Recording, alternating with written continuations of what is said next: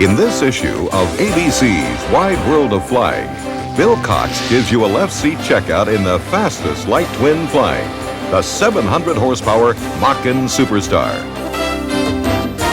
Phil Boyer demonstrates a brand new service for pilots, flight plan filing by personal computer. Captain Barry Schiff takes you up in a pristine Aeronca to show you how to fly a Taildragger. You'll meet Ken Wheeler and his exciting four-place kit-built airplane, the Wheeler Express. Rod Machado explains the NASA program for reporting near misses and other aviation incidents. And like thousands of World War II pilots, you'll get a checkout in the North American T-6 Advanced Trainer, the transition airplane that opened the door to flying frontline fighters. In our bonus buyer's guide at the end of this tape, Northstar Avionics shows you the capabilities of their M1 Loran. John King brings you several important safety tips for avoiding fuel contamination. Pilot's Video Source shows you some exciting new videotapes for aviation and historical buffs. And the Aircraft Owners and Pilots Association gives you an overview of its services for members.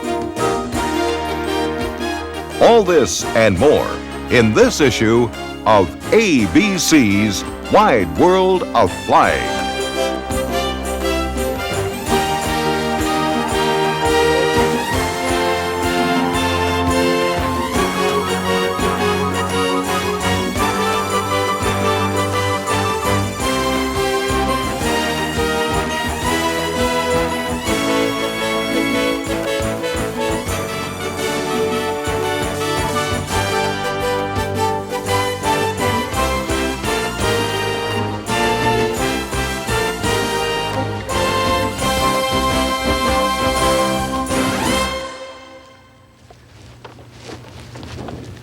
On location in the New England area, welcome to this video edition of ABC's Wide World of Flying, the video magazine for general aviation.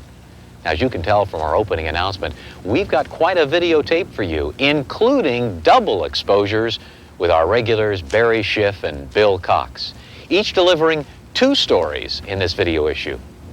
Barry explains flying a Taildragger so well that tricycle gear pilots like myself will have to give it a try.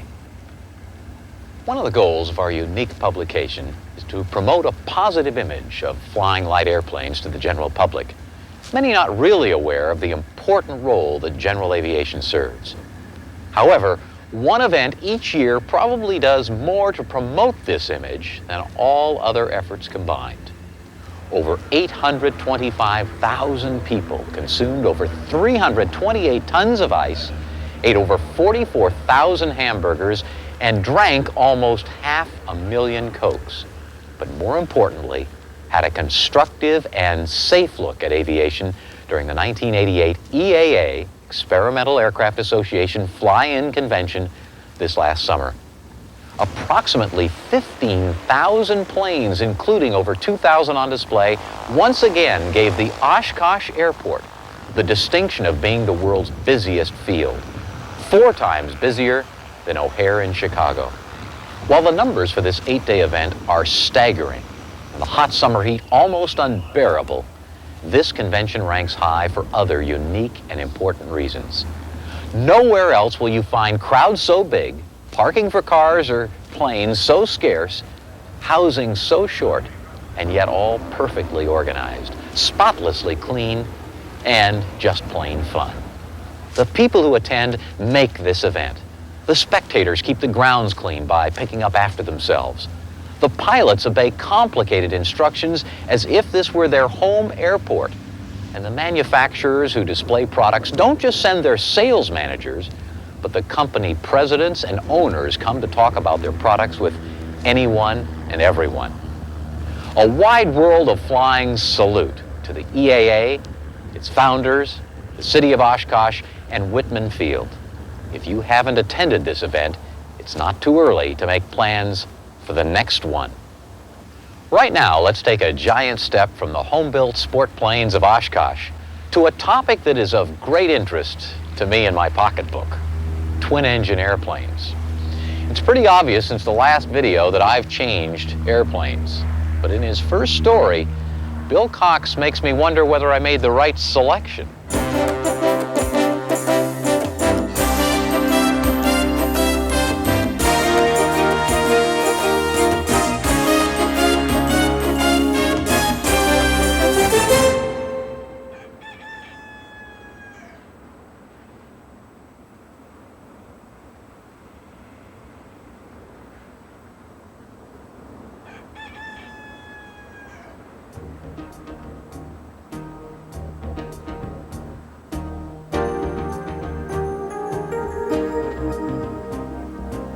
Think 300 miles per hour.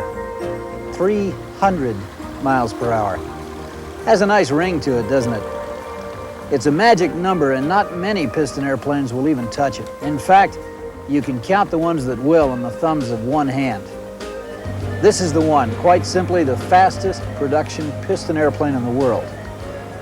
It is the Aerostar, one of the most innovative, individual, exciting, and certainly one of the sexiest corporate airplanes ever built. It's about as close as you can come to a Learjet with props. Today we're going to examine the mystique of the Aerostar and try to give you an idea exactly what it's like to fly the hottest general aviation piston airplane there is. You can't help but notice that the Aerostar is unusual among general aviation designs in a number of respects. First, it's a mid-wing rather than a high or low-wing design. Ted Smith believed the advantages of mid-wing design would allow his airplanes to cruise faster than anything else in the class, and whether that's the reason or not, they do. The wing is designed with a negative angle of attack on the ground. We'll talk more about that later. Smith fitted the Aerostar with a fuselage tank in addition to the two standard wing tanks, so there'd always be a fuel tank above each engine in any flight attitude, and also so that each engine would have two sources of fuel rather than only one. Total capacity, incidentally, is 165 gallons. You'll notice the double clamshell cabin door opens directly onto the pilot's seat, so he's the only one who can close it. The door also has an inflatable seal to hold in pressurization.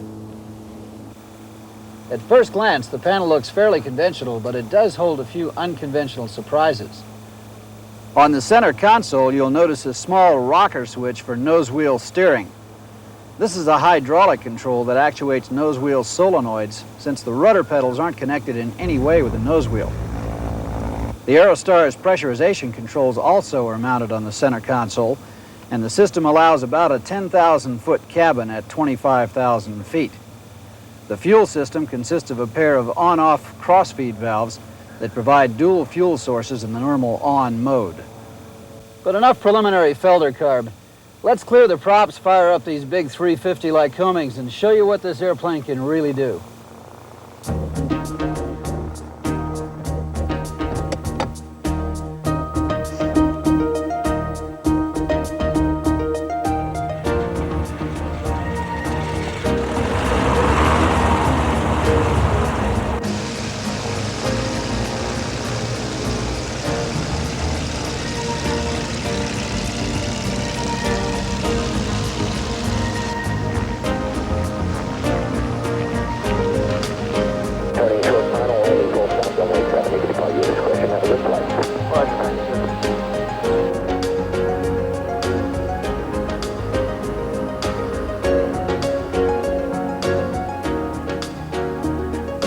With 700 horsepower on tap and only about 6,000 pounds of airplane to lift, takeoffs are a true thrill. Full power produces strong acceleration, and the airplane is ready to fly at 90 knots in just about 2,000 horizontal feet. It won't, though, unless you make a firm rotation to convert the wing's negative angle of attack to positive, then immediately relax back pressure to avoid over-rotation. Right up front, you can't help but notice the airplane's spectacular climb capability.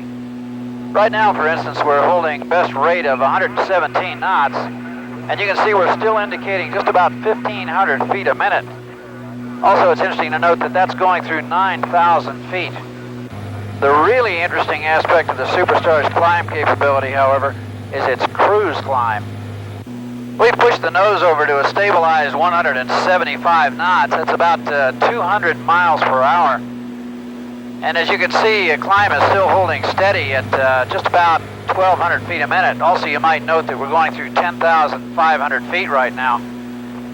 While all Aerostars are impressive machines, they're not all created equal. Back in 1968, Ted Smith offered the original normally aspirated 600 and the turbocharged 601. Then Smith inflated the cabin to 4.25 pounds of pressurization. In 1973, create the 601P. Under Piper's banner in 1980 came the 602P, and the last of the Aerostars in 1984, the 700P. Don't expect all those models to do what this one will, however. This particular airplane is a Machen Superstar 700 conversion, and while its performance is similar to what you might expect from the Aerostar 700, it's well ahead of the standard 601 and 602P models. Machen Incorporated of Spokane, Washington pumps power up from 290 to 350 horsepower per side by doing an extensive top or major of the existing Lycoming engines. Along the way, they fit larger turbochargers, intercoolers, new props, and enough other performance goodies to make the airplane a true 300-mile-per-hour hot rod. To date, Machen has converted some 150 of the existing 1,000 Aerostars. Well, the airplane does its best work, however, is up at flight level 250, and that's exactly where we're headed today. That's one nice aspect of the Superstar's personality.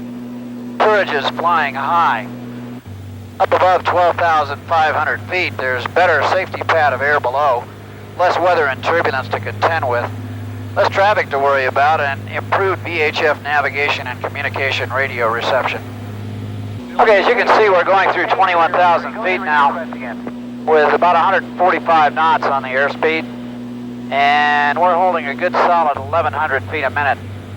And that's running full throttles, in this case about 40 inches of manifold pressure and 2,500 RPM. Here we are at flight level 250, and as advertised, the Superstar 700 is most definitely a 300-mile-per-hour airplane.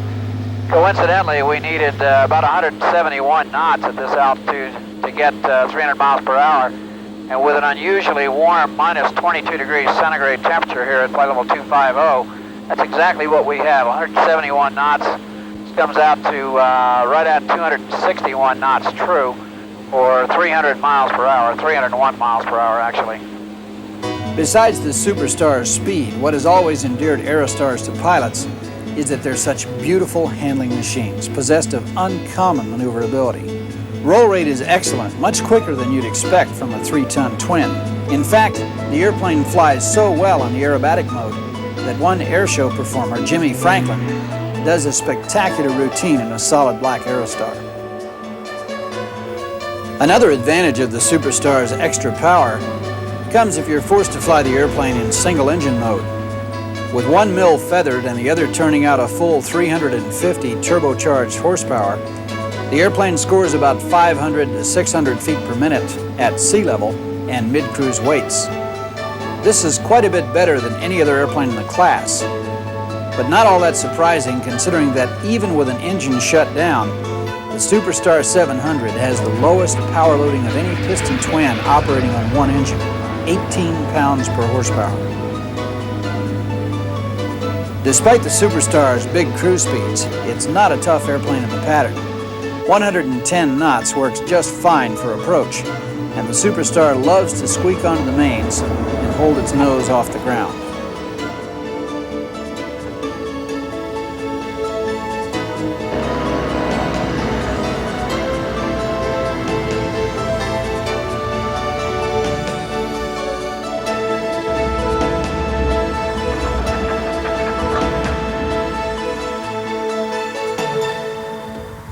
That was a kick, just about the most fun you can have in the daytime without getting arrested.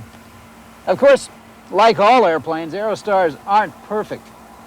They do have their share of little foibles.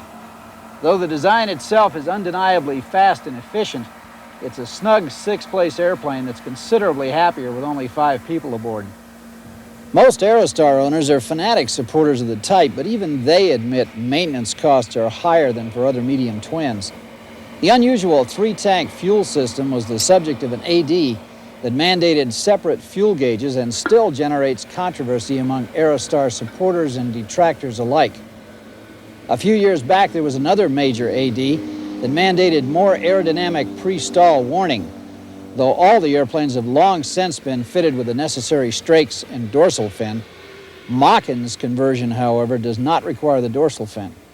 And finally, a few long-arm pilots inclined to taxi in hot weather with the top clamshell open have lost fingers to the left prop when they tried to close the hatch and reached out too far.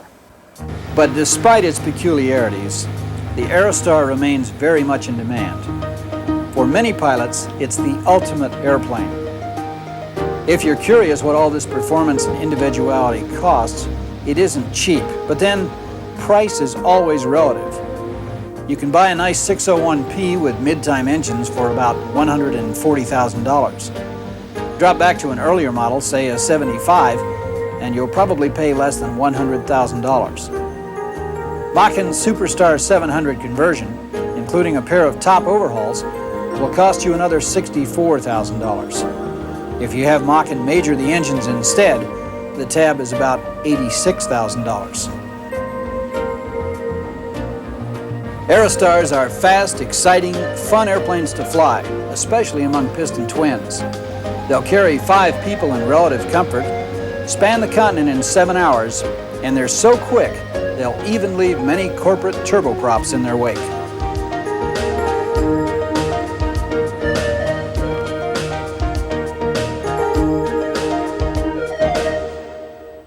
Who is responsible for determining when maintenance is to be performed on an airplane? Pilot in command, certified mechanic, or owner-operator? The answer is number 3, owner-operator.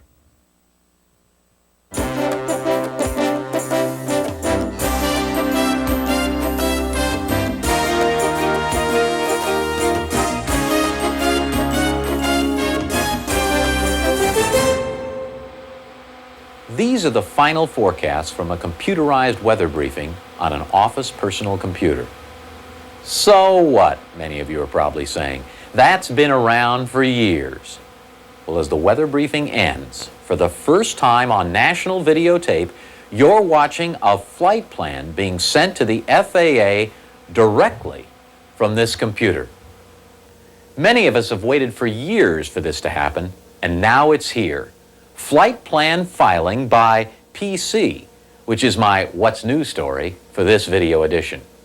You know, the PC is a common sight around almost all offices, and portable laptops that run the same programs are also very popular, not to mention the new breed of mini calculator-sized computers.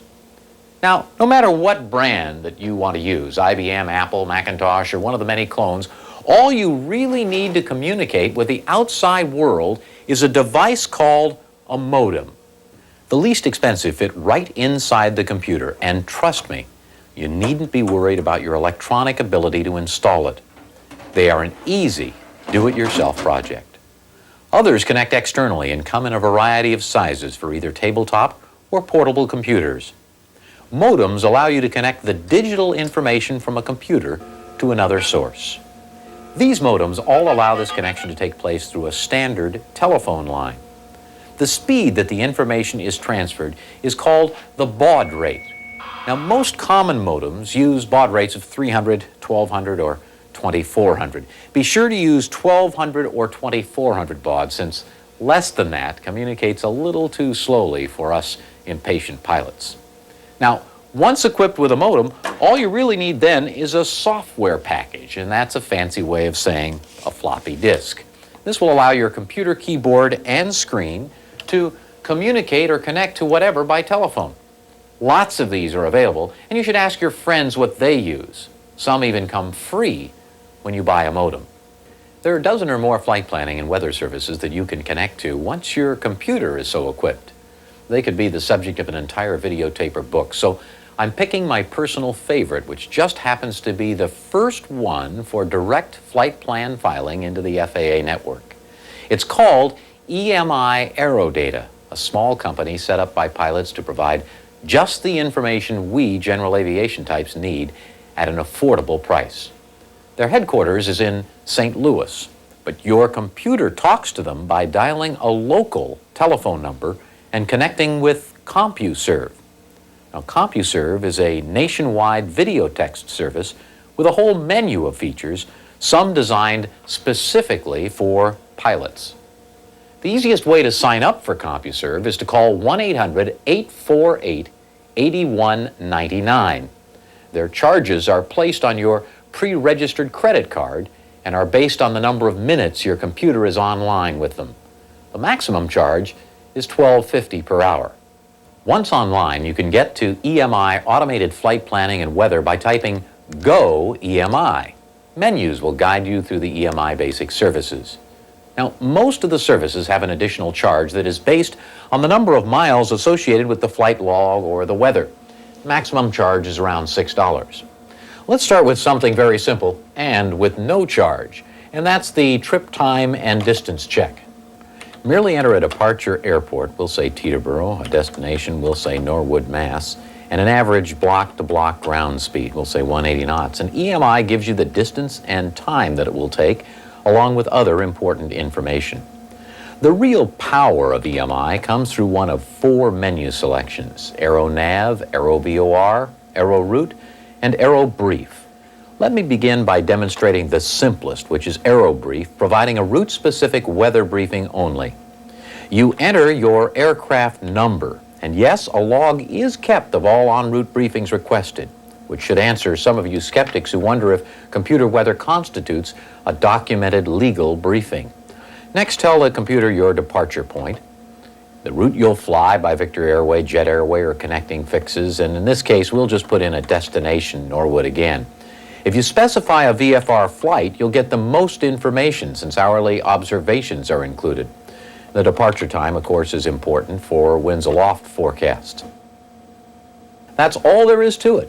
And EMI Aerodata sends all the weather you need to know for that flight into your computer or printer. Included are AirMets, SIGMETs, convective SIGMETs, and even selected en route pilot reports. To me, the advantage over a telephone briefing is the amount of information that you get.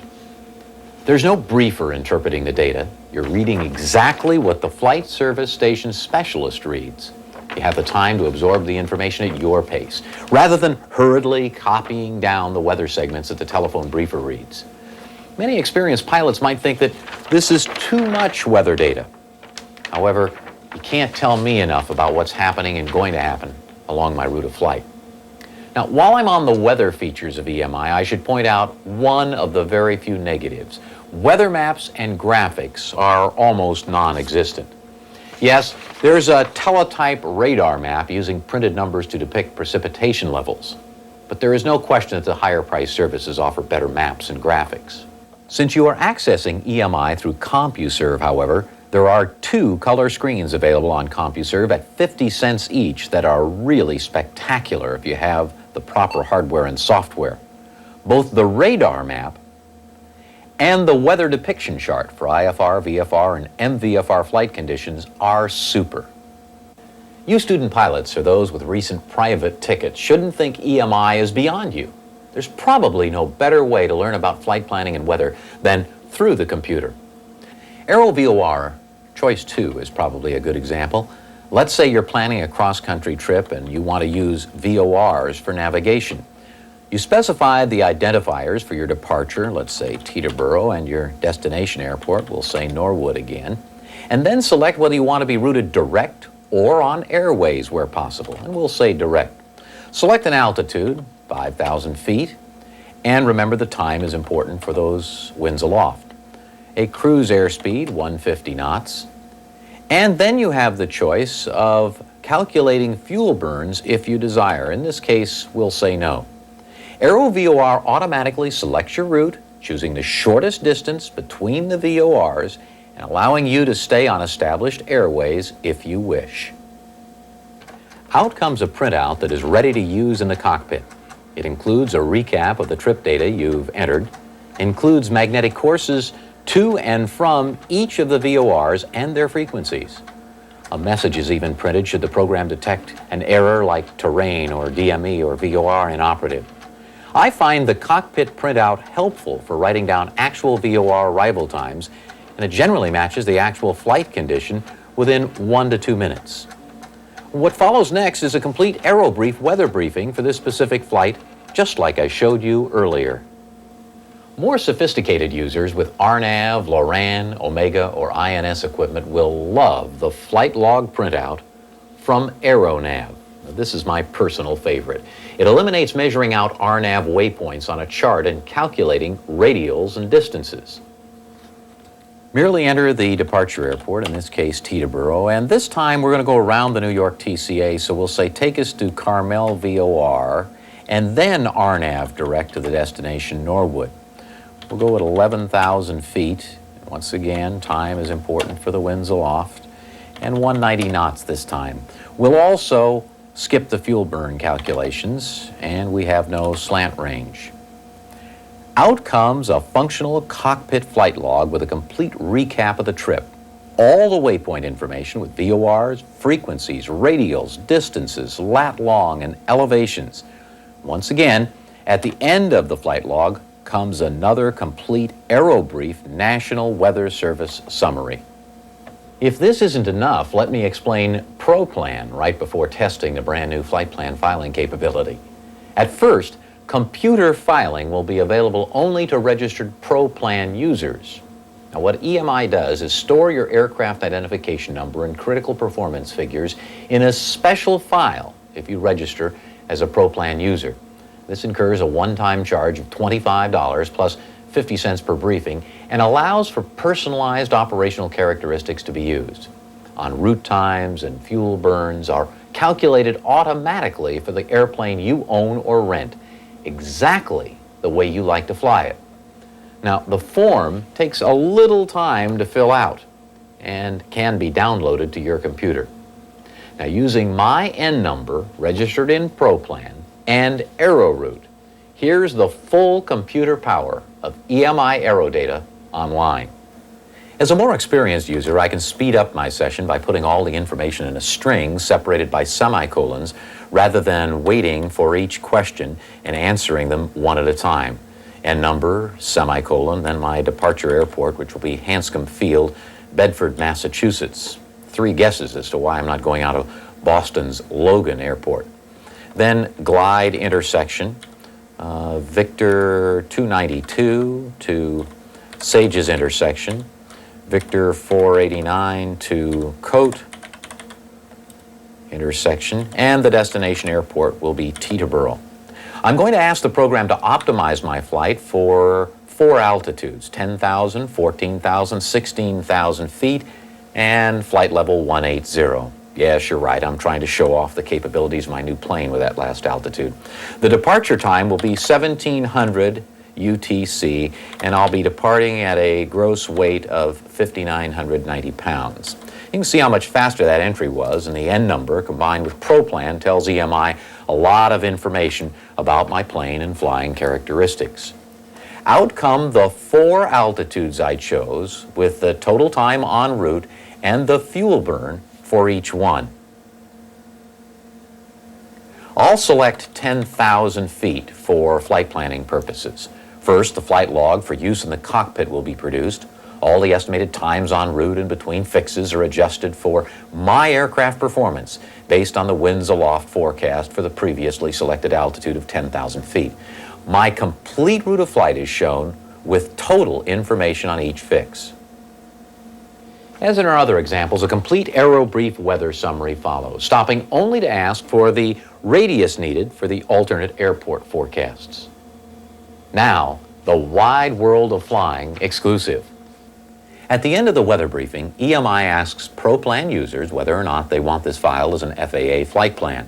There's a $1 surcharge for this brand new service. By responding with the press of a button, I'll be asked 3 simple questions that the computer has no way of knowing on its own. Total fuel on board, the identifier of an alternate, and the souls on board. The EMI computer responds with the standard FAA flight plan form with all 16 boxes completely filled out. You can amend certain information or press one more key to file the plan with the FAA. Now, the flight plan goes through through EMI software at CompuServe directly to NADEN, the National Aeronautical Data Interchange Network, and then to the center facility controlling the departure airport, and in this case to the departure airport tower itself. For our actual example, all of this takes place in less than 60 seconds without human intervention. Now, here's the actual flight plan being printed out at the Hanscom Field Tower. Hanscom clearance, Twin Cessna 24 Charlie Pop, IFR to Teterboro. Twin Cessna 24 Charlie Papa, Hanscom clearance. You're cleared to Teterboro via radar vectors. Glide, then as filed.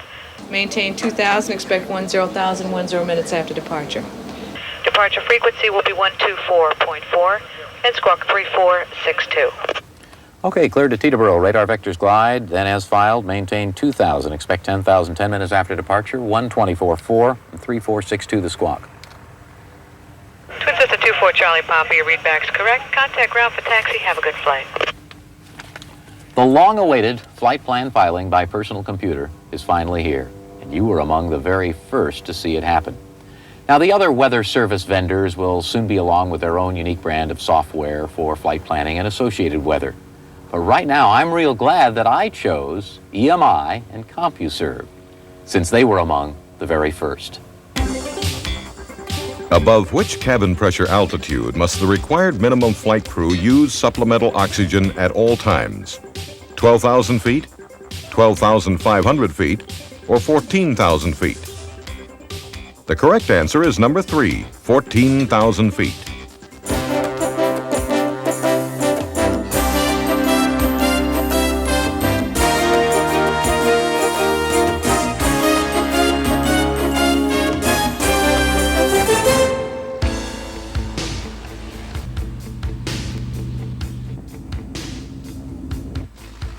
What does this variety of airplanes have in common? Well, they're all fun to fly, they're all airplanes you'd be proud to own, and they're all taildraggers. Now, being able to fly a taildragger may open the door to purchasing an inexpensive first airplane, such as a Cessna 140, an Aeronca Champ, a Tailorcraft, a Citabria, or a Piper Cub, which, by the way, is now back in production. Being a proficient taildragger pilot opens the door to flying some of the most fun and exciting airplanes around, like these antiques, warbirds, biplanes, homebuilts, and military trainers like this T6, which we'll check out later in this issue. And being proficient in a taildragger, like this Aeronca Champ, can open the door to backwoods places where nose-wheel aircraft just shouldn't go.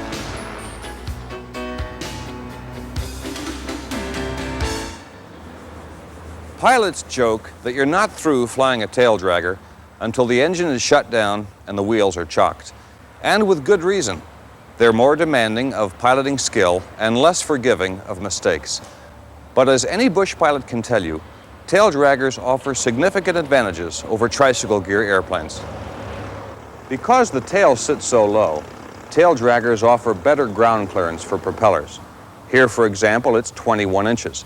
Now, this lessens the chance of damage to a propeller when operating on unprepared strips. Now, if this airplane was a trike, it would have a prop clearance of 10 inches. Now, that's 11 inches less than the taildragger.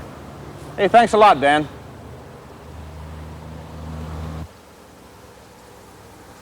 On the takeoff roll, the tail wheel can be lifted quite early, and the wing can be set at the maximum lifting angle, poising the airplane for flight very early in the game.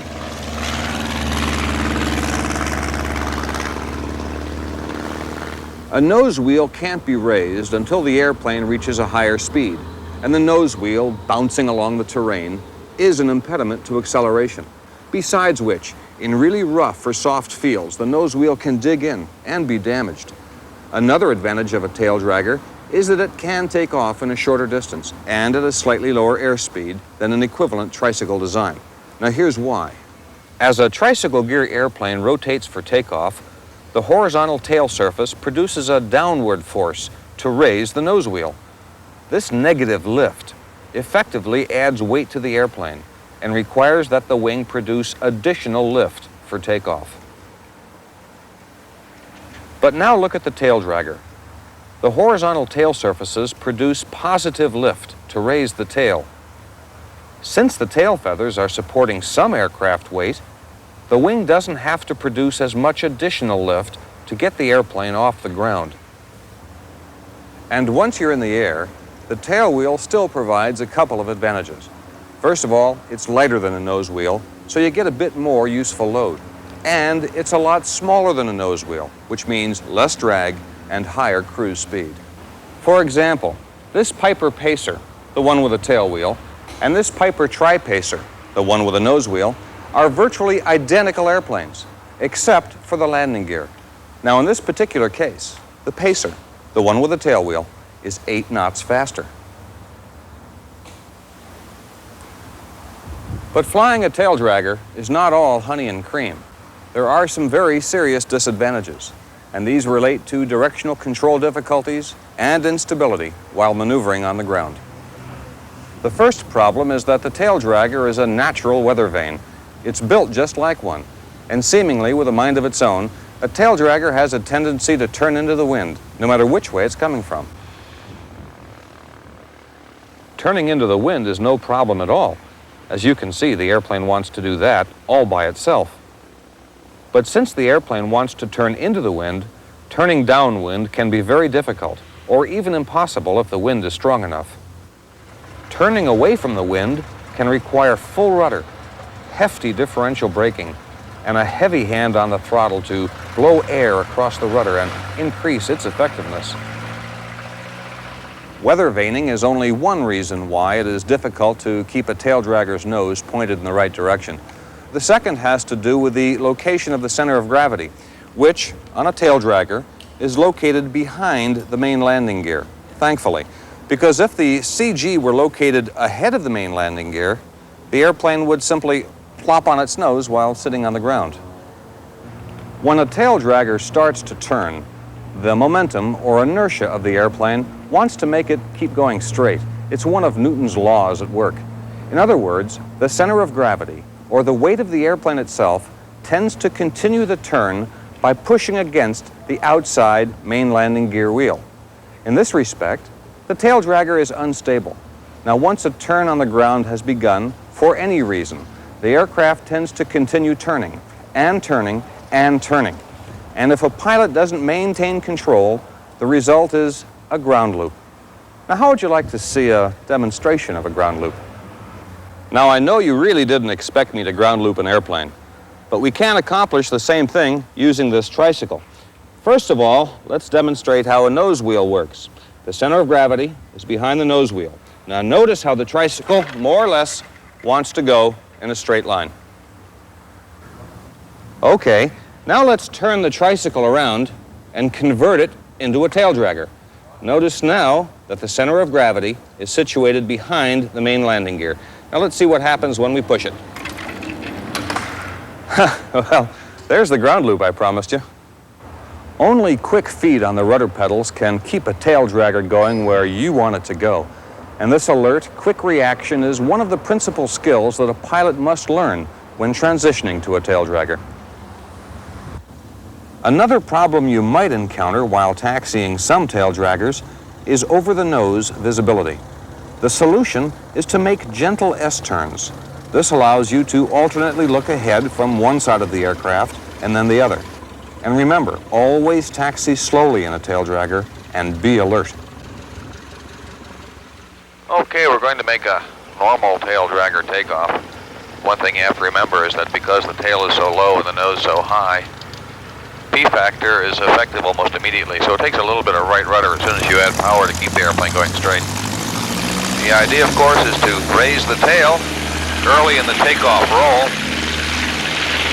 to reduce the drag on the airplane. Keep the airplane going straight ahead, work your feet hard. When you have liftoff speed, simply raise the nose and begin a normal climb.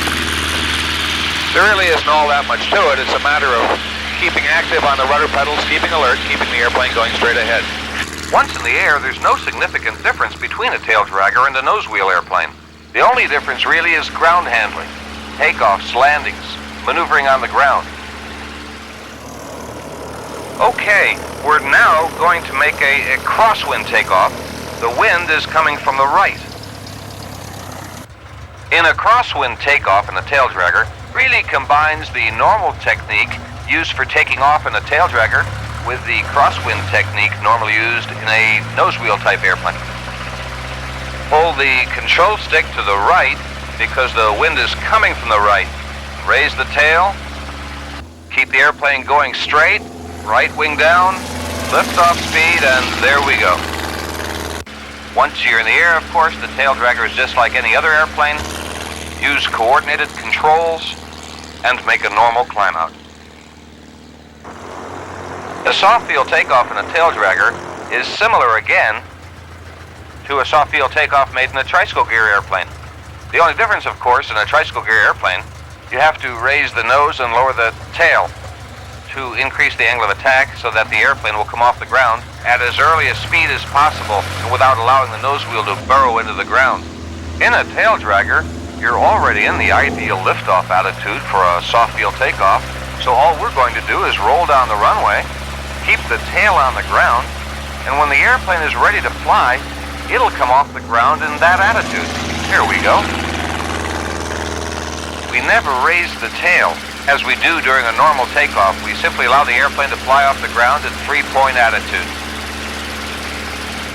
A common mistake made by pilots transitioning to taildraggers is to raise the tail too high, to lower the nose too much during a takeoff in a taildragger. I'm going to demonstrate that. I'm going to force the nose way down, and of course, this keeps the airplane on the ground. It can't possibly come up. If you do it too much, there's always the danger of pushing the prop into the ground. That's no good. You can wear out the tires, and you'll never get off the ground unless you, pull it off. Remember, when you make a takeoff in a taildragger, you should put the airplane into a level attitude or slightly tail low. When you put the nose down, you're setting the wings at a negative angle of attack. They can't possibly produce enough lift to get the airplane off the ground. Okay, we're turning on to about a 1/2 mile final approach. And let's bear in mind that while the airplane is in the air, once again, it flies just like an airplane with a nose wheel does. The only difference occurs once the airplane touches down. So the flare for landing in a taildragger is very much the same as the flare for a landing in a nose wheel equipped airplane. The only difference is we want to make awfully certain that we don't allow the airplane to touch down until it's in a three-point attitude. Getting the airplane in that attitude is exactly the same as flaring a nose wheel equipped airplane into a full stall landing. So in a way, all we have to do is pretend that we're in a nose wheel equipped airplane and we're going to make a full stall landing. We're going to hold the airplane off as long as is possible. Hold it off, hold it off, hold it off, hold it off, hold it off, hold it off, and there we go. The airplane lands in three-point attitude. Of course, once the airplane's on the ground, we have to keep our feet alive, make sure we keep the airplane going straight ahead. It's not as easy to maintain directional control in a taildragger as it is in a nose wheel equipped airplane. The most common mistake when landing a taildragger is to let the main gear touch first, which, because of the CG location, can induce a big bounce. And here's why. If the main wheels are allowed to touch prematurely, the momentum of the airplane, acting through the center of gravity, will force the tail down and simultaneously increase the angle of attack of the wing. Now, this added lift causes an involuntary liftoff, a bounce. When flying with a nose wheel, just the opposite occurs. The main wheels punch into the concrete during a less than perfect landing. The center of gravity, which is ahead of the main landing gear, forces the nose wheel down, and this decreases the angle of attack, which is another reason why the tricycle landing gear is so much more tolerant of sloppy technique. The secret to a good three-point landing is to touch down without drifting. This preserves directional control, and in a three-point full stall attitude to prevent bouncing. We're turning onto a half-mile final approach. We're going to make a wheel landing. which may sound kind of strange because all landings made in land planes, hopefully, are made on their wheels. But of course, in a taildragger, a wheel landing means that you're going to land only on the main gear tires. With the airplane in a relatively level attitude, the tail will be off the ground. The wheel landing is well suited for landing in crosswinds and gusty air because you'll land with slightly more airspeed, slightly more controllability. So you approach the ground when you get very, very close, pull the power off, pull the airplane in a level attitude just a few inches above the runway, and allow the wheels to roll on. And they will if you've done it properly. It takes a little practice. You don't need to shove the stick forward to put the airplane on the ground. It'll settle all by itself, but you might apply a little forward pressure to prevent the airplane from going back into the air. The tail comes down. Maintain directional control as you would during any landing in a taildragger. A common fear of students is that the prop will hit the runway when you apply forward pressure to keep the aircraft on the ground after making a wheel landing. But there's more clearance than you might think, and the fear is generally unfounded. The key to a good wheel landing is flying the wheels gently onto the runway and adding the necessary forward pressure to keep the airplane from bouncing back into the air. Another advantage of a taildragger is that they can maneuver tightly in cramped quarters. Although you can pivot a taildragger on a main wheel, this is not recommended because you can wear a spot in the tire. Tight turns are made by allowing the inside wheel to turn just slightly.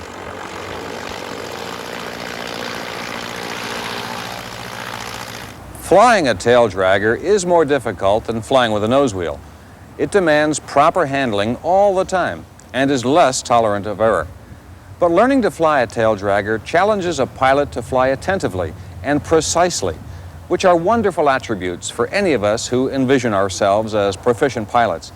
And let me add, flying a taildragger well is very gratifying and a lot of fun.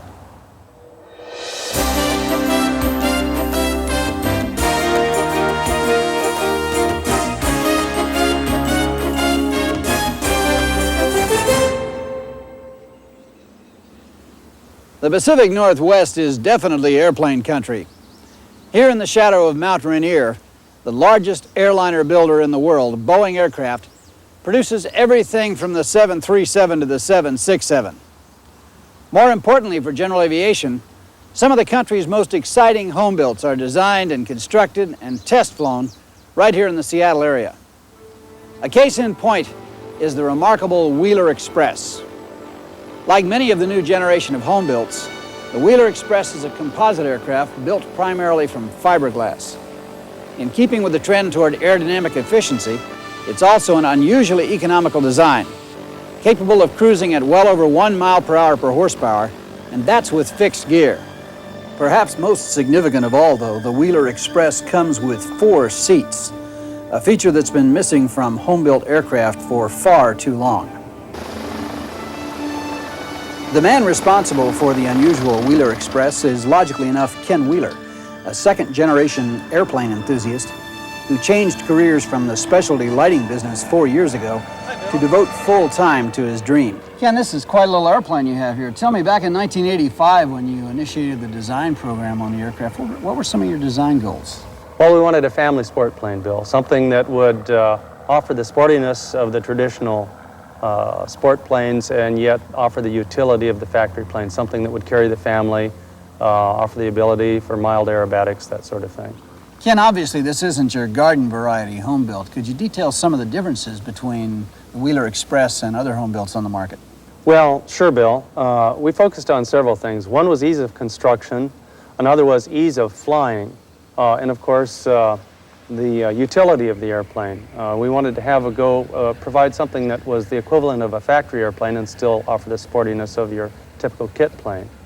The airplane was designed on computer, and the advantage is that the parts fit, they go together very easily, very quickly throughout the airplane. There's very little of the cutting and fitting that typically occurs in a kit construction airplane. The performance it offers half again the wing area of your typical kit plane. relatively low wing loading, which makes it manageable for a relatively low-time pilot, and yet offering still good cross-country capability, which is its main forte, designed for high-speed cross-country flying with a load. You also fitted the airplane with a rather unusual seating configuration, didn't you?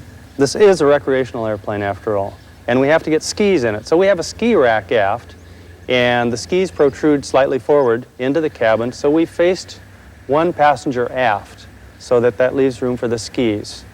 Also, aerodynamically, we've narrowed the fuselage aft to minimize the wetted area, so that gives us more hip and shoulder room in the cabin by facing one passenger aft and one passenger forward. Furthermore, it creates an in-flight baggage compartment, which is the best feature, probably. You get your sandwiches and drinks and comic books all right behind the pilot seat. There's another aspect of your four-seat configuration that's a little unusual, isn't there? Well, Bill, we've taken advantage of the aft-facing seat. It moves the CG slightly forward and enables us to then have a full four-place airplane with full fuel. We can carry 4 170-pound passengers, 54 gallons of fuel, and 65-odd pounds of baggage as a consequence. Again, the mid-fuselage baggage area right behind the pilot seat helps in doing that. What about performance? Does the fact that the Wheeler Express uses fixed gear limit climb and cruise performance significantly? Well, not as much as the retractable factory airplane owners would like. You came up in a turbocharged, retractable 300-horse 210. I think we can outperform you pretty well all the way around. We flew back to Oshkosh with a Mooney 231, which is a turbocharged Mooney. We had it all the way up to 11,500 feet. We could outperform it. We haven't seen any particular limitation to performance. For an owner-built airplane, the fixed gear is much easier to build, easier to install, and of course it is much less expensive to maintain. That's why they call it fixed gear. It's already been fixed, it doesn't have to be repaired. We will, of course, also do a retractable to suit those people who insist on retractables, even if they go slower. Climbing aboard the Express through the wide gull-wing door is easy, especially if you're settling into either of the front seats. The cockpit is roomy and comfortable, 43 inches wide up front, just a little more than the horizontal dimension of the Bonanza. Ken explained the fairly conventional cockpit and panel layout and the fact that the airplane is generally as conservative as he could make it, given the performance goals he had in mind. The side windows are cut well up into the roof, and on the right side, the window is also a gull-wing door. Power is provided by the well-tested 200-horsepower IO360 Lycoming engine, driving a standard 76-inch two-blade Hartzell constant-speed prop. This is essentially the same engine used on everything from Moonies to Beech Sierras to Piper Arrows, but it's important to note that Ken Wheeler designed the Express to accept power plants all the way down to the 160-horsepower 0320 Lycoming. Maneuverability of the Wheeler Express on the ground is good, as long as you're willing to stay on the brakes. The non-steerable nose wheel, reminiscent of older Bonanzas and newer Tigers, allows the Express to reverse direction practically in its own wingspan. When it's time to leave town, the Wheeler's 200-horsepower engine and 2,300-pound max gross weight combine to produce a power loading of only 11.5 pounds per horsepower, and that means good acceleration and exemplary short-field performance. In contrast, consider that the best power loading among production singles other than the Pitts is the Beech F-33A Bonanza at 11.9 pounds per horsepower, and the Express will easily beat the Bonanza off the ground. Low power loading and the airplane's high-lift NLF-1 airfoil help generate a climb that's all out of proportion to the horsepower. As you can see on the altimeter and VSI, we're presently passing 4,000 feet and showing a climb rate of 1,300 to 1,500 feet per minute. That's a pretty big number for such a little airplane. In fact, despite a 110 horsepower disadvantage and fixed gear, we found we could easily outclimb and outrun Wide World of Flying's Turbo 210 camera ship. Out of 5,000 feet now, with a normally aspirated engine under the bonnet, you can see the Wheeler Express is indicating about 1,000 feet a minute. So there's no question this airplane can really climb. Maneuverability is also an absolute ball.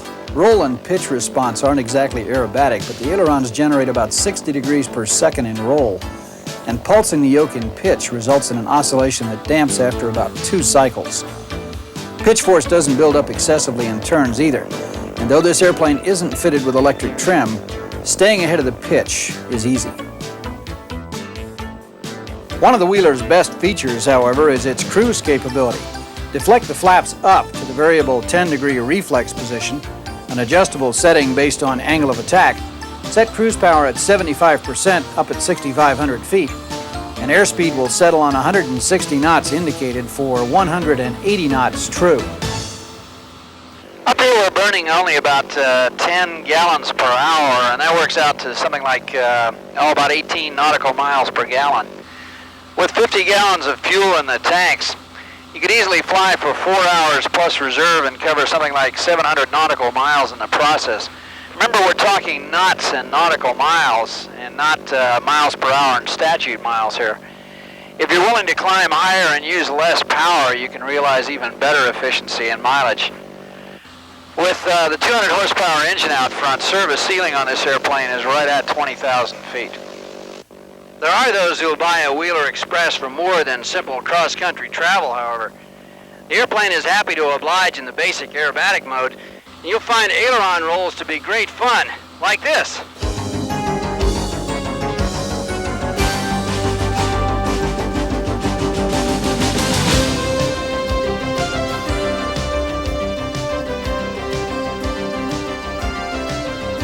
Really steep turns are no particular challenge either, even past vertical.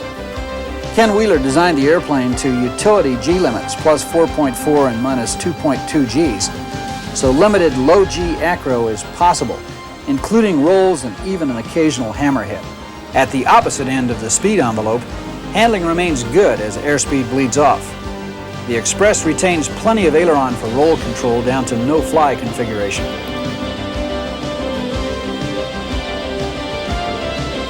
Stall speed is fairly low, about 50 knots with a full 36 degrees of flaps extended, though airspeed error makes it look much quicker. The stall is straightforward and unexciting with little or no wing drop, exactly the way most pilots like it. Returning to the Seattle area for a landing at Tacoma Narrows Airport, Wheeler Aircraft's home base, the Express's low stall speed and easy flying characteristics pay off in spades. Approaches work well at 60 to 65 knots, and the Express settles comfortably into the groove down final. Flare is short enough to let you ground the airplane and grind to a stop in 700 feet if there's a need.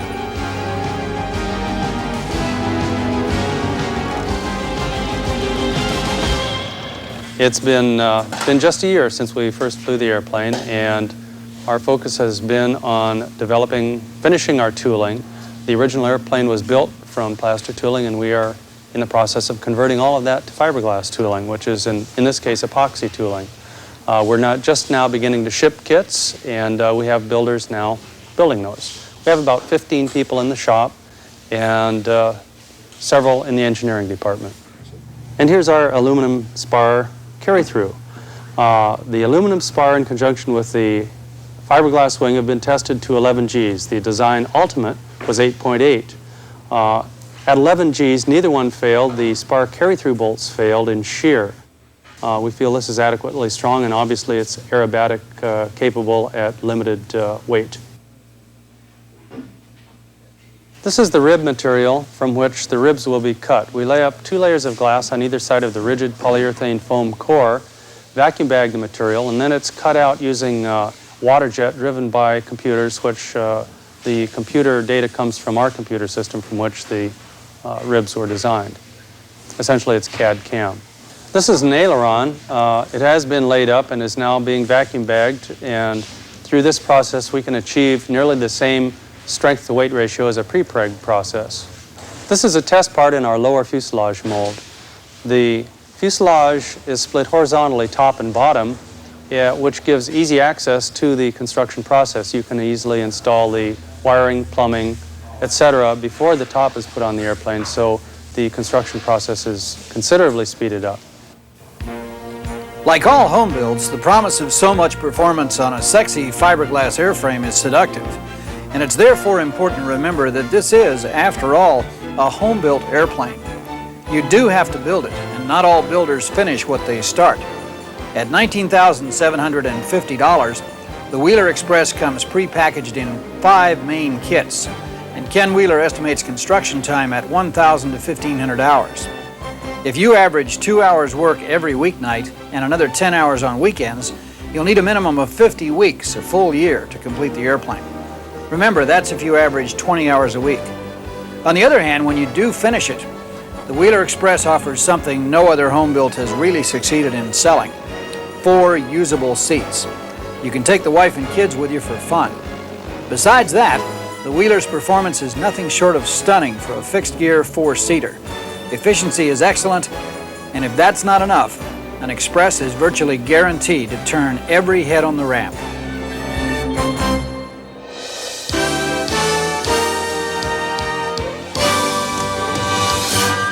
This is an insurance policy, but it's probably unlike any other insurance policy that you've ever had. It's called the Aviation Safety Reporting Form. NASA, in coordination with the FAA, has established the Aviation Safety Reporting System to identify problem areas in the aviation environment that require correction. NASA is concerned with systems errors as well as human factors, and the purpose of this form is to provide NASA with the data needed to make aviation safer.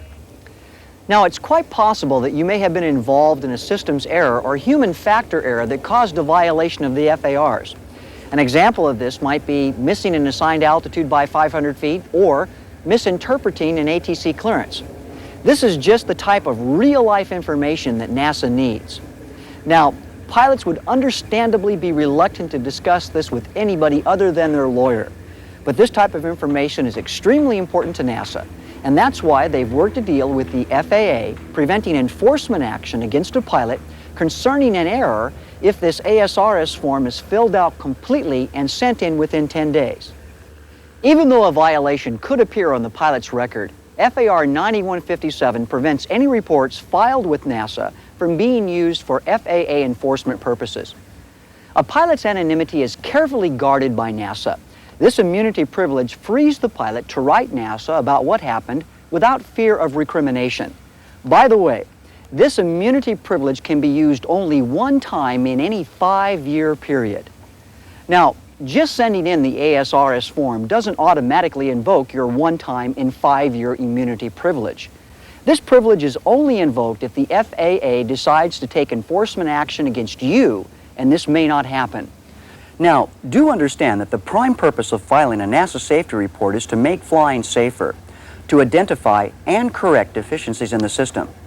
But as an important byproduct, it may provide the pilot with limited immunity. So we recommend that pilots send in the ASRS form anytime an aviation hazard or problem arises, whether an FAR was violated or not. These ASRS forms can be obtained directly from NASA or can be found at the local FSDO. They should be an important part of every pilot's flight kit. The minimum flight visibility for VFR flight increases from 3 to 5 miles beginning at and above 10,000 feet, 14,500 feet, or 18,000 feet. The correct answer is number 1, 10,000 feet, and above 1,200 feet AGL.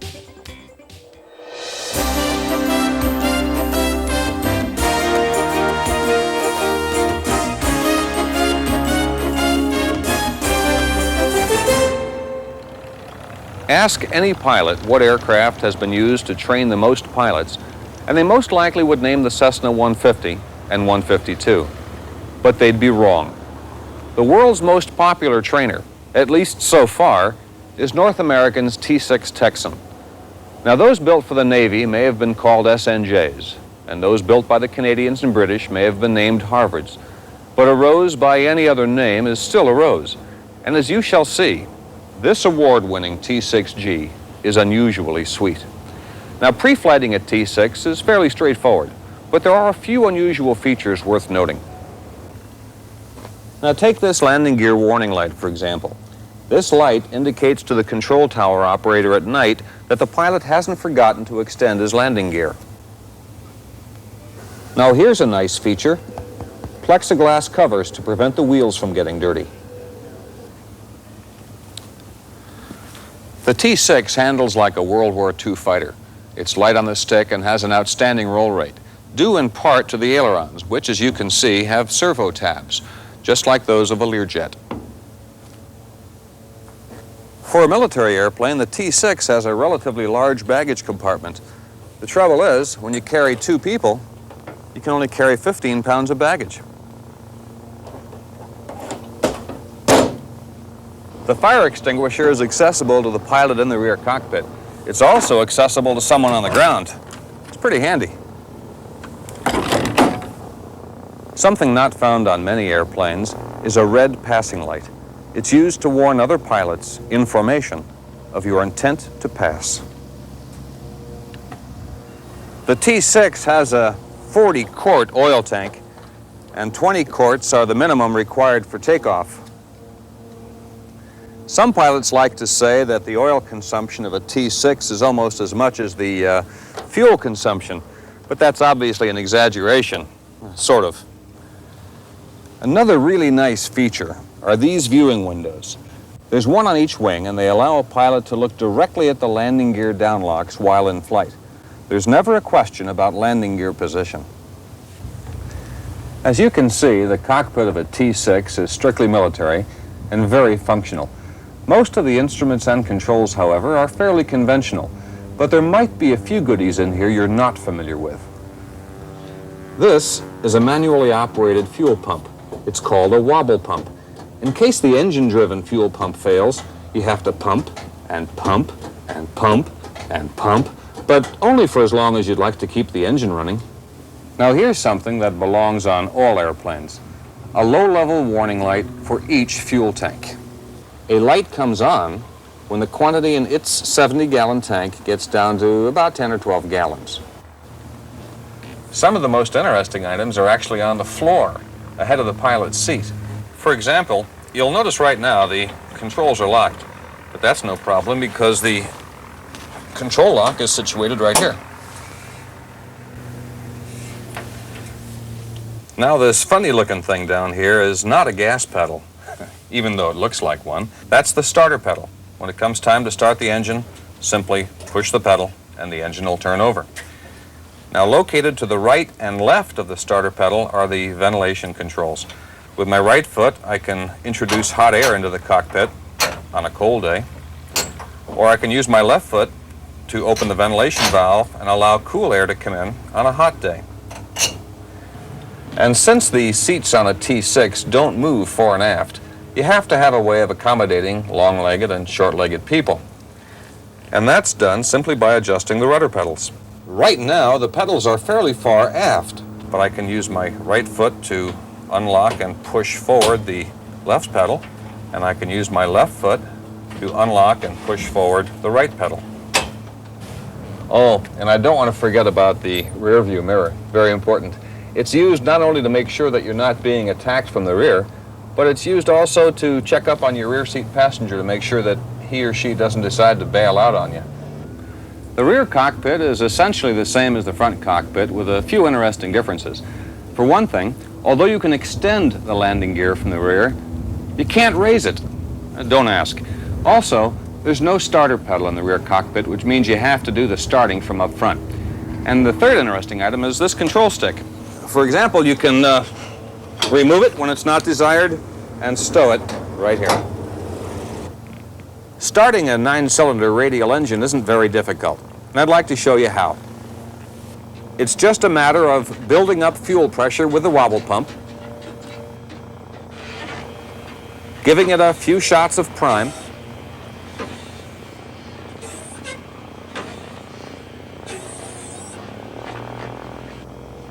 advancing the throttle once to get some fuel into the carburetor, stepping on the starter pedal, and turning on the mags.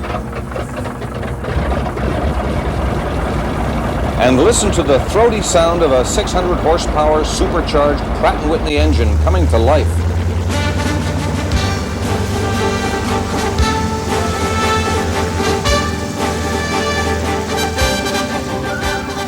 Taxiing a Texan isn't much different than taxiing any other taildragger, but S-turning is a must because there's absolutely no way to see over the nose.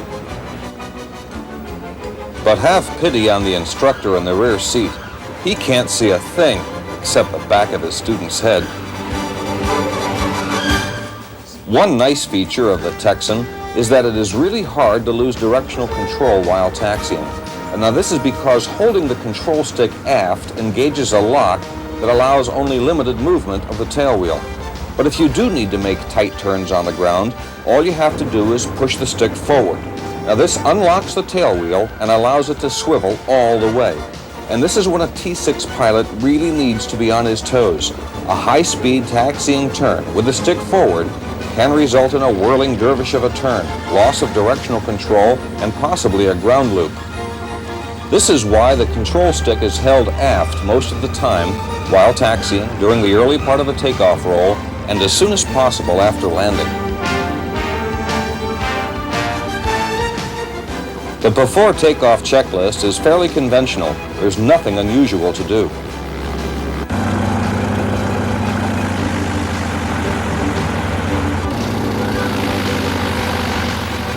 One nice feature is that you don't have to worry about securing the cabin doors, because there aren't any. But if it's a nice warm day like today, you can take off and fly with the canopies all the way open. One caution though, never leave the canopies open when practicing stalls. It's possible for flames from a backfiring engine to enter the cockpit, and this can make things a bit toasty. The takeoff is also conventional, but only if you're used to powerful tail draggers. Now raise the tail, keep your feet alive on the rudder pedals, wait for the airspeed to reach 80 miles an hour, and then lift off into another era of flight.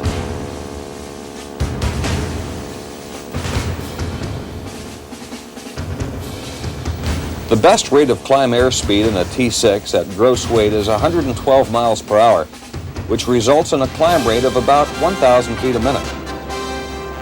There's nothing startling about the performance of a T6. The thrill of flying this machine is more visceral than analytical. There's something mystical, though, about flying an airplane designed to fly like a fighter, an airplane that had to be mastered before a military pilot could solo a real fire-breathing warbird. The roll rate is outstanding. The stick is really light, and the airplane is very responsive. Much more than you'd ever expect from a 6,000-pound single.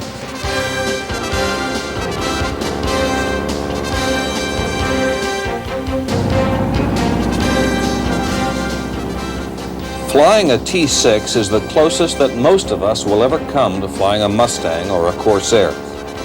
But you don't have to imagine what it was like to have flown during the war, because when you're in a T6, you're there. You check your 6. No one's on your tail.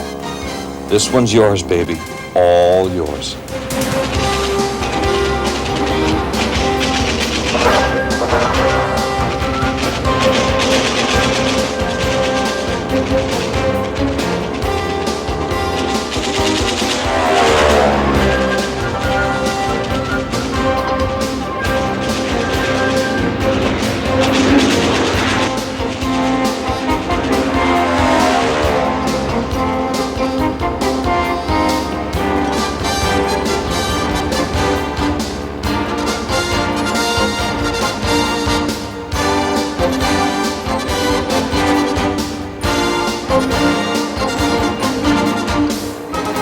Well, I guess it's time to return from our time warp. The war is over. Let's head for base. The T6 will cruise at 215 miles an hour with the throttle wide open. Trouble is, you'll be burning about 60 gallons an hour in the process. But if you're willing to pull the power back and settle for 185, you can cut the fuel consumption in half to about 32 gallons an hour. Visibility over the nose during an approach is great, no problem at all. But look what happens when you begin to raise the nose during the flare. The runway disappears in a hurry. The Texan can be challenging during a crosswind landing. This is because it has a relatively narrow gear and a high center of gravity. When the tail drops after touchdown, the wing partially blankets out the tail surfaces and the rudder loses much of its effectiveness. One thing I enjoy about a T6 is making short field takeoffs. Hey, let's do one together.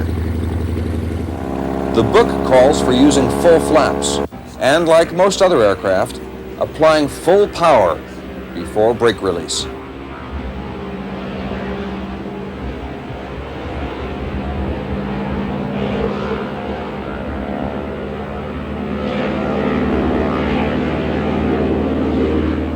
Now, I'm not quite sure just how much runway we did use, but I know it was a heck of a lot less than the 1,100 feet normally required. Now let's run through a wheel landing, but this time, let's see what it's like to make an approach from the rear seat. Now, as you can see, or perhaps I should say as you can't see, the view from the rear is horrible. You can't see a thing. You really have to feel sorry for the poor military instructor who had to sit behind a student making his first landing in a T6. Perhaps that is why warbird pilots say that if you can handle a T6 from the rear seat, you'll have no trouble soloing a Mustang.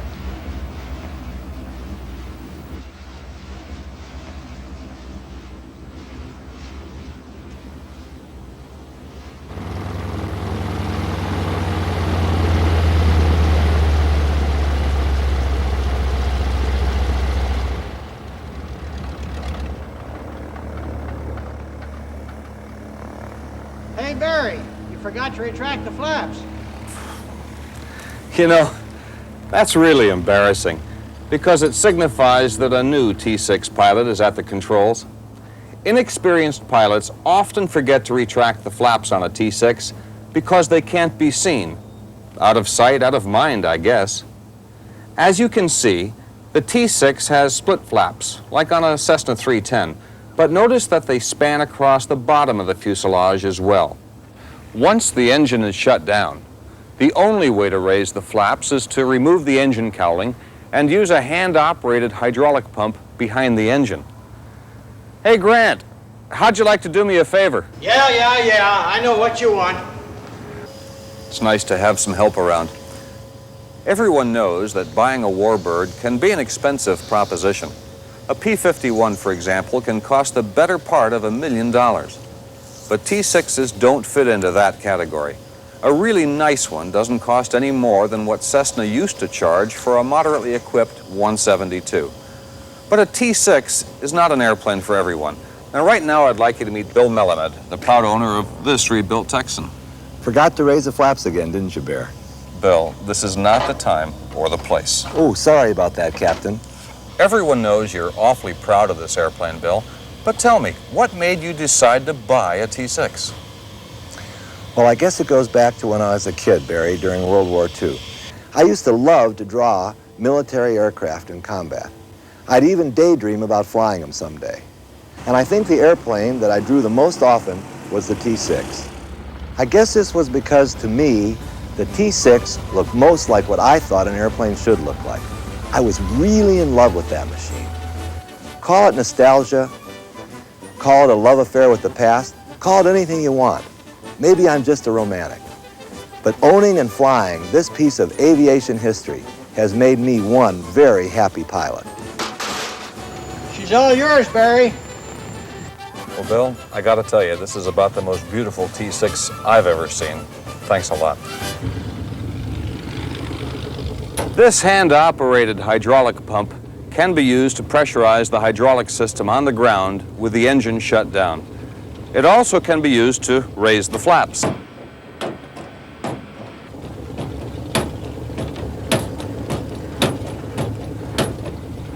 Now you know why I didn't retract the flaps after landing.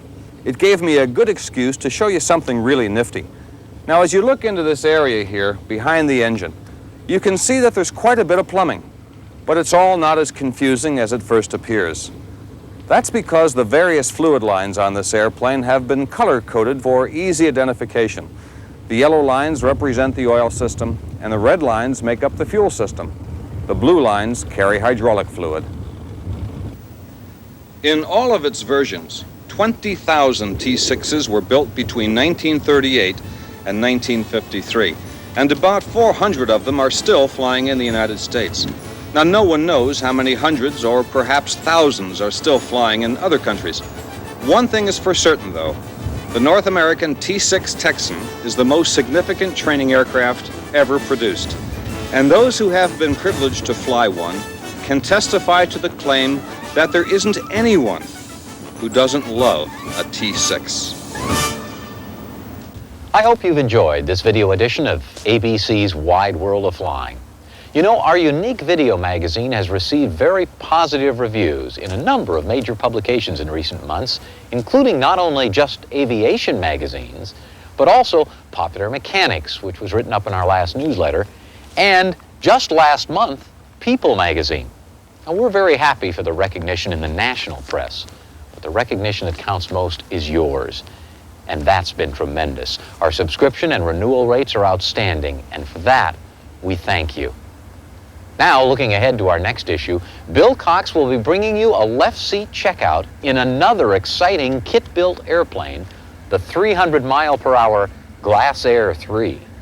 And Barry Schiff will show you how to fly a float plane and then take you to explore the world of seaplanes at the International Seaplane Splash-In at Moosehead Lake in Greenville, Maine. Now, as we close out this edition of ABC's Wide World of Flying, sit back and enjoy the product information in our exclusive Bonus Buyer's Guide.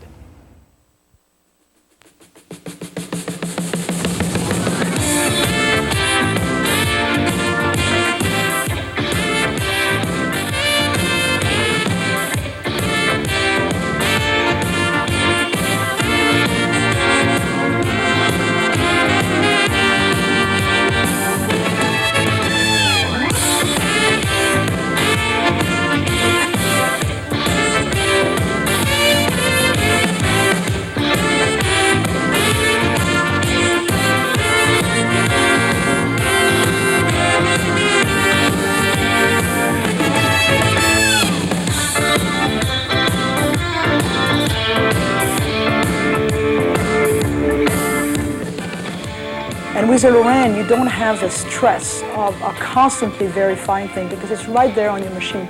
And it's so easy to use. It's just a couple of knobs. And it took me one trip to learn about 95% of the machine. And I'm not a button person. I don't like to use VOR, I don't like to use ADF, I don't like to use instruments. And it was really easy.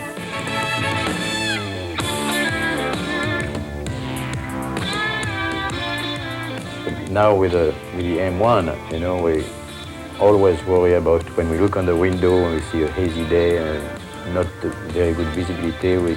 We always ask us how we're going to make that air show, and that's one of the questions now we don't talk about. We don't even say that question anymore. The features that I really like, it's all the information about the airport. And it's nice to know the length of the runway and the orientation because we know what the winds are. We go click, click, click, and we have the length of the runway right away. One thing is pretty good too, when you plug your route to go from here to Chicago, for example, they're going to tell you right away, on your route you're going to cross such and such a TCA. And ARSA. So when you're getting close to the ARSA, they even give you the time you're going to go in and which frequency you have to contact.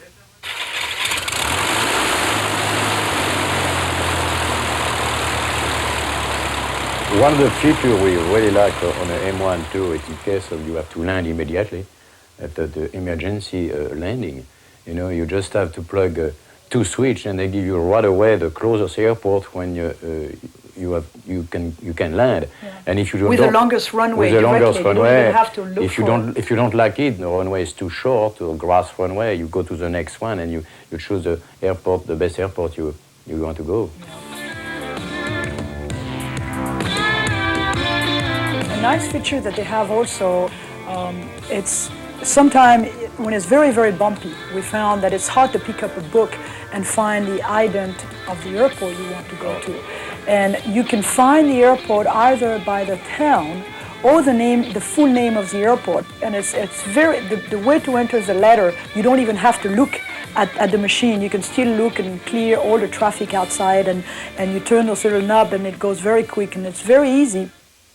First of all, I'd like to welcome you all again to Sussex 88. This is the schedule for today, and there'll probably be some changes for tomorrow. Just put Acme Duck Part 4 in there. Just before the French Connection and after Jim Roberts with a long easy. Well, we've been together for over 15 years now, and like you say, we have a lot of common point. We both love flying. Yeah. We both like to perfect things, and we also complement each other. I'm more down to earth. He's more artistic. I'm closer to the money. But, yeah, I spend it. But yeah, he spends it. Maybe some to the left, maybe. Yeah, I don't see anything coming back. Whoop, I'm gonna crash. I've known the French Connection airshow team since about late 1973 or early 1974. I think that I've learned something about North Star Avionics. It tells me something when I see a company or the management of a company make a decision to go with a first-class airshow act like the French Connection and support them in a North American tour. That says that they have imagination and they have some progressive thinking. And I'm certain that that reflects through to their line of products. But we always make sure, some people say, they see the sign and they say, oh, no wonder, you have an Aerostar in the aircraft because you're sponsored by them. And every time I say, well, we bought one first and then we got involved with them. We both together really make one team.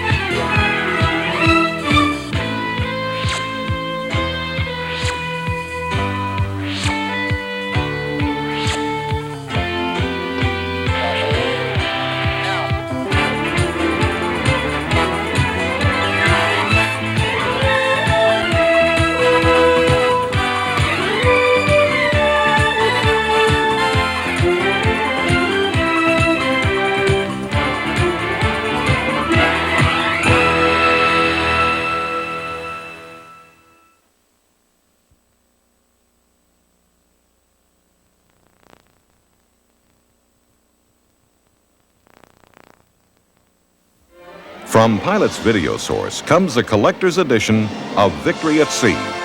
This is the award-winning story of the air and sea battles of World War II throughout the Pacific and European theaters. A superb achievement, a stirring experience, says the New York Times. This exciting series takes you aboard the carriers and battle wagons to understand World War II by being there. A comprehensive and sweeping documentary that should be repeated again and again, says the New York Herald Tribune.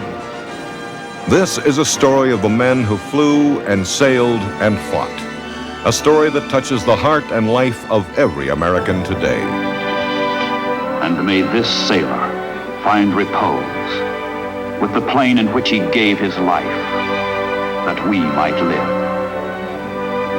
Into thy hands, O Lord, we commend the soul of thy servant departed, now called unto eternal rest. Narrated by Richard Graves and with a musical score by Richard Rodgers, Victory at Sea is one of the most unforgettable documentaries ever produced. A documentary that deserves a special place in the personal video library of American aviation and history buffs. Now, Victory at Sea is available on 6 two-hour video cassettes, all 26 original half-hour television episodes with no commercials. This collector's edition features high-quality transfers from the original film with a high-fidelity Dolby soundtrack. Originally released at over $500, this new collector's edition gift box set is now priced at just $149 plus shipping and handling. This important story of World War II with film gathered from both Allied and Axis archives runs almost 12 hours and is highly recommended. Crusade in the Pacific is another award-winning collector's edition of 6 video cassettes. This series focuses totally on the Pacific theater of World War II. You were there at the great battles, Guadalcanal, New Guinea, Bougainville, the Marshalls and Marianas, the Philippines, Iwo Jima, Okinawa, and Japan. Well, the first element of the 21st Bomber Command has arrived. When we've done some more fighting, we'll do some more talking. Thanks. Crusade in the Pacific, narrated by Westbrook Van Voorhees, is a 26-episode series with exclusive documentary footage that takes you into the action and gives you an in-depth understanding of World War II in the Pacific. The collector's edition, 6 video cassettes in a boxed gift pack, is just $149, plus shipping and handling.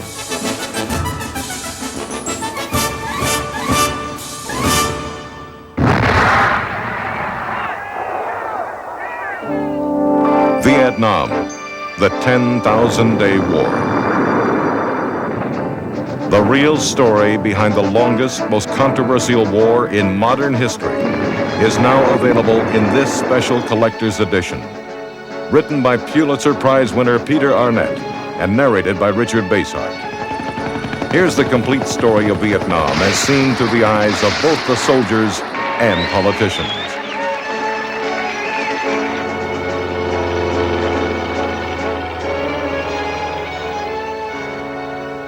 6 video cassettes, over 10 hours of clear-sighted coverage and unbiased reporting.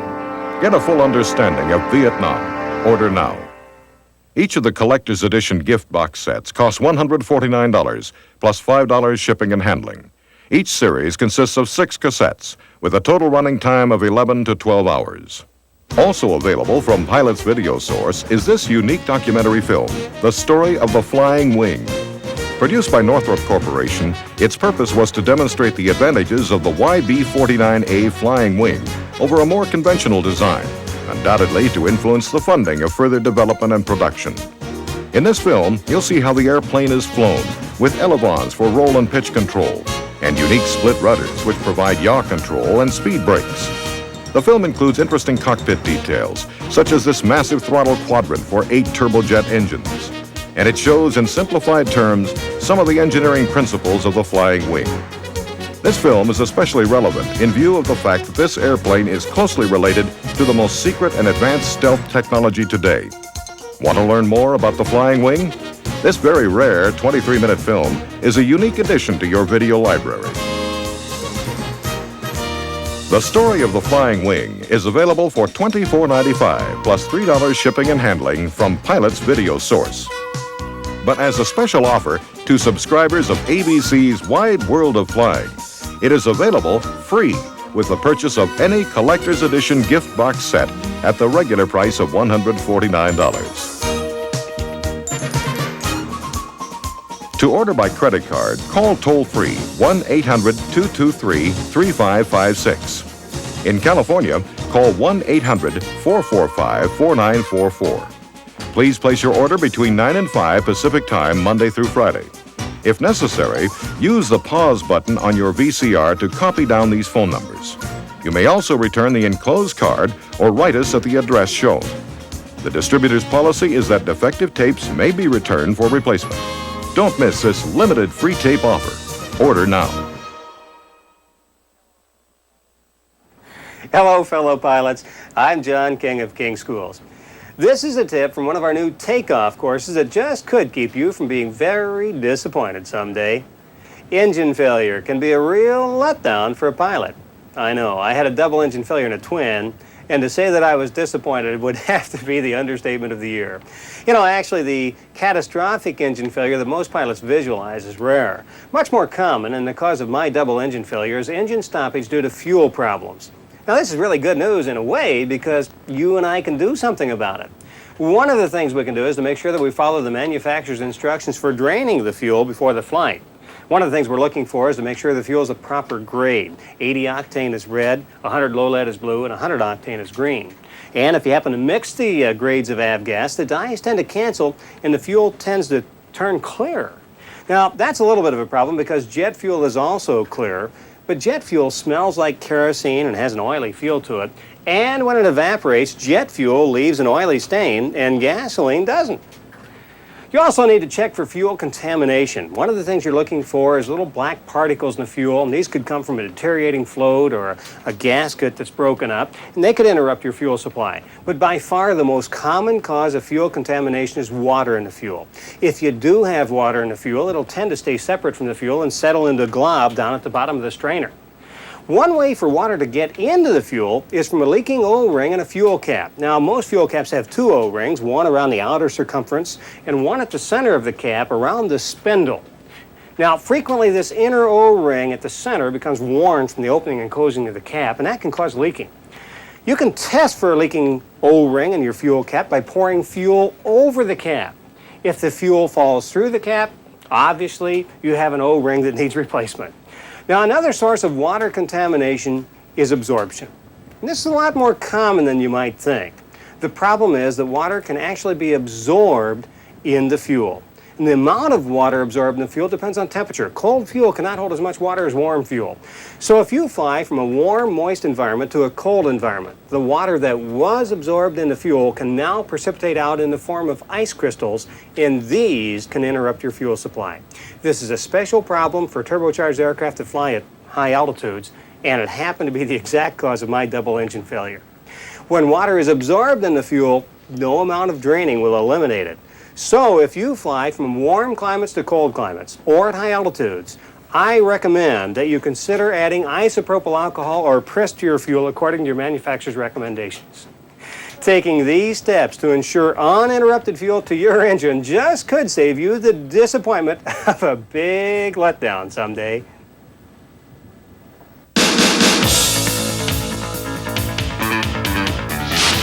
Here's great news for pilots. How would you like to fly home from Oshkosh next summer in this brand new 1989 Piper Cadet? It's true! You could win this great new Piper airplane, totally IFR equipped by the way, simply by entering King School's all-new takeoff sweepstakes. No purchase is required. Any order for King videos automatically enters you to win. This is flying fun in the great Piper tradition. Proven 160 horsepower Lycoming engine. 5-hour cruising range with IFR reserve, 4-place seating, soundproofing, air vent system front and back, control wheel mic button, full complement of Bendix King Avionics, and a true state-of-the-art Narco AR-850 altitude encoder. Enter the King Takeoff Sweepstakes now, simply by ordering any King video. You can select from King's complete new library of single-subject action videos designed to take you beyond the written. Communications, how to use your radio for increased safety and utility. Weather-wise, everything you need to know about the weather and what to do about it as a pilot. The complete airspace review unscrambles the alphabet soup of airspace requirements and lets you fly anywhere with confidence. Rules to fly by. Learn the hidden secrets of your pilot's operating handbook, how to prevent mechanical problems, avoid optical illusions, and understand the federal aviation regulations. Practical piloting, tricks of the trade, and rules of thumb to get you the most out of your aircraft. VFR with confidence, how to plan a safe trip even in marginal weather conditions. IFR with confidence, advanced navigation and procedures that you need to know to make a safe trip even in a difficult IFR flight. The complete Jeppesen chart review. Total understanding of Jeppesen approach and en route charts, SIDS, and stars. Plus, King Takeoff videos now include your private pilot, commercial, and instrument rating flight test courses. An actual FAA examiner tells you what to expect, and a flight instructor shows you how to demonstrate your knowledge on the ground and in the air. Each flight test course includes 2 videotapes and the Practical Test Standards booklet. King Takeoff videos, including 2 tape flight test courses, are sold singly for $39 each. Or you can order any 5 for only $79. Or get all 11 takeoff videos for only $139. Every King written exam course contains at least 5 2-hour videotapes. King course book with detailed notes. Every FAA question and correct answer. Practice exams with answers and explanations. A sign-off form to take your FAA exam, and a beautiful personalized graduation certificate suitable for framing. King written exam courses include private pilot, commercial pilot, instructor FOI, instrument instructor, ATB 121 dispatcher, and flight engineer exam courses. And each course is now only $149. That's right, $149, the complete total price, which includes the exam course of your choice, plus your flight test course, plus your choice of any 4 of the new King takeoff videos. And your order automatically enters you in the takeoff sweepstakes. Your chance to win a brand new Piper Cadet. Call 1-800-854-1001 right now. Your order will be processed immediately and shipped the same day it's received. Plus, you have a 20-day free trial. And if you fail your test, you can actually keep the course and get your money back. King Schools. 4 takeoff videos and your flight test course free with your exam course order. Everything only $149. An unbelievable price. Plus, your order automatically enters you in the takeoff sweepstakes to win the Piper Cadet. King's the one. Ask anyone who flies. Use the enclosed sweepstakes entry form or call King Schools now. We're here 24 hours a day to take your order at 1-800-854-1001. That's 1-800-854-1001. Call now.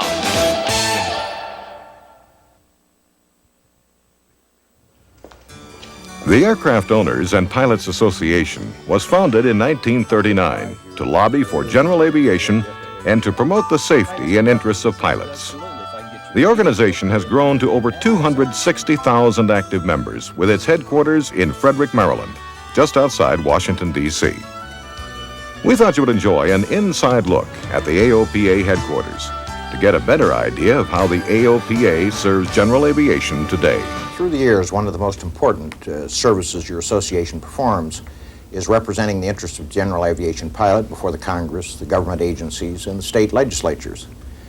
It's an area we spend a tremendous amount of time on, an area where we have problems with regularity. Some of the pressing problems currently have to do with the access to airspace, proper utilization of our tax money at the federal level, an ominous attempt at the federal level now to regulate through legislation. We at AOPA spend a tremendous amount of time on these issues.